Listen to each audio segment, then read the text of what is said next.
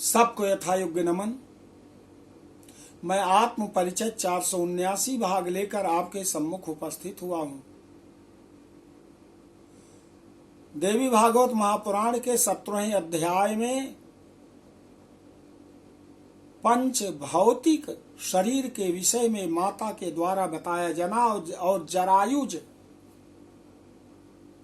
का वर्णन माता हिमालय राज से करती हैं और कहती हैं कि किस प्रकार ये जीव कर्म भोगता है। सबसे पहले माता भगवती को शंकर ध्वनि।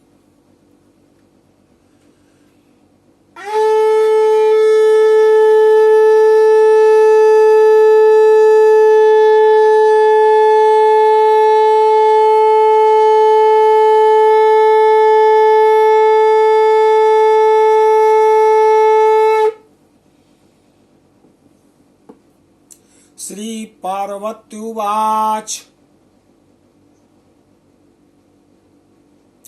शुक्र शोणित संभूतो देहो गेयो जरायुजः भूयासा त्रिविधो गेया पुंस स्त्री कलीव विभेदता शुक्र आधिक्येन पुरुषो भवेत पृथ्वी धराधिप रक्ताधिक्ये भवे नारी तयो साम्ये नपुंसकम् सो कर्म वसतो जीवो निहार कलयायुतः पतित्वा धरणी पृष्ठे व्रीहि मध्य गतो भवेत् स्थित्वा तत्र चिरं भोक्त्वा भुज्यते पौरुषैस्ततः तथा परिवृष्टं तद्गुह्यं पुंसो देहे प्रजायते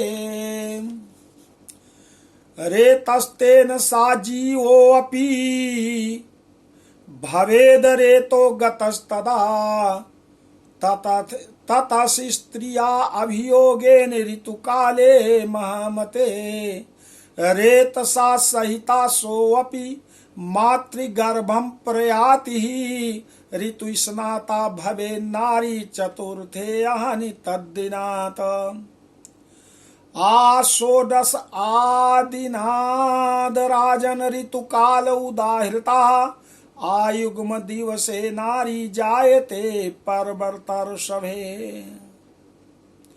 आयुग्म दिवसे नारी जायते परवर्तर्षभ जायते चापुमांस्तत्र युग्म के दिवसे पिता रीतिस्नाता तु कर्माता मुखम यस्य समीक्षते तदाकृति संततिः स्यात् तत्पश्येद भर्तुराननं तदरेतो योनिरक्तेन युक्तं भूत्वा महामते युक्तं भूत्वा महामते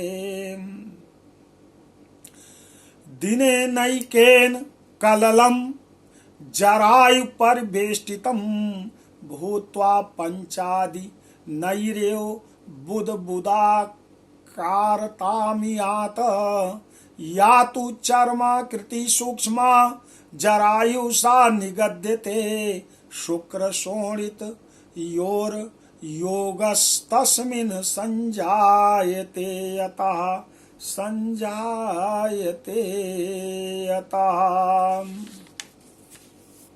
माता भगवती कहती हैं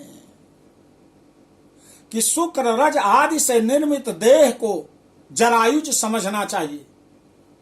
पुनः उस जरायुज को भी पुरुष स्त्री तथा नपुंसक भेद से 3 प्रकार का जानना चाहिए। पर्वतराज, शुक्र की अधिकता से पुरुष, रज की अधिकता से शुक्र की अधिकता से पुरुष होता है और रज की अधिकता से स्त्री वो जीव बनता है तथा उन दोनों की समानता से नपुंसक बनता है।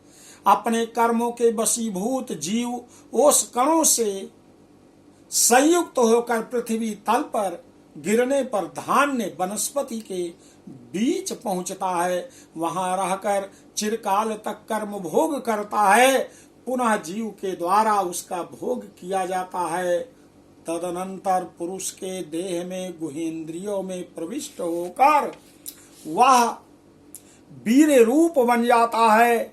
उसी कारण से वह जीव भी वीर में सन्निविष्ट हो जाता है।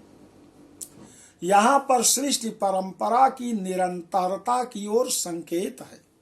संक्षेप में कर्मफल भोग के अनंतर शेष कर्मों से आविष्ट जीव आकाश, वायु, अग्नि, जल, पृथ्वी तथा औषधि, पुष्प, फल, अन्न आदि के रूप में देहांतर की प्राप्ति करता हुआ स्त्री पुरुष के द्वारा अन्नादि का भोग करने पर वीर तथा रजस के रूप में उसका पुनः विपरिणाम होता है और पुनः वीर तथा रजस के संयोग से सृष्टि प्रक्रिया चलती रहती है। इस प्रकार अवांतरभूत अविदित सृष्टि प्रक्रिया के प्रति जागरूक करने के लिए भगवती का उपदेश दिया जा रहा है। भगवती का उपदेश दिया जा रहा है। इसी माया से विमोहित हे महामते, ऋतुकाल में स्त्री के साथ पुरुष का संयोग होने पर वीर के साथ साथ वह जीव भी माता के गर्भ में पहुंच जाता है। राजन, रजो धर्म के चौथे दिन स्त्री ऋतु स्नान करके शुद्ध होती है। उस दिन से लेकर 16वें दिन तक ऋतुकाल कहा गया है। पर्वत श्रेष्ठ, विषम दिन में समागम करने से स्त्री और सम दिन में समागम करने से पुरुष की उत्पत्ति होती है। पिताजी, ऋतु स्नान की हुई कामार्त स्त्री जिसके मुख का दर्शन करती है उसी की मुखाकृति की संतान जन्म लेती है। अतः स्त्री को उस समय अपने पति का मुख देखना चाहिए। हे महामते, वह वीर स्त्री के योनि स्थित रज से मिलकर एक दिन में कलल अवस्था विशेष बन जाता है। वही कलल अत्यंत सूक्ष्म झिल्ली से पूर्णतया आवृत होकर 5 दिनों में बुलबुले के आकार का होता है। अत्यंत सूक्ष्म आकार की जो चमड़े की झिल्ली होती है उसे जरायु कहा जाता है। चूंकि उसमें वीर तथा रज का योग होता है और उसी से गर्भ उत्पन्न होता है, इसलिए उसे जरायुज कहा जाता है। बोलो आदि शक्ति माता भगवती की जय।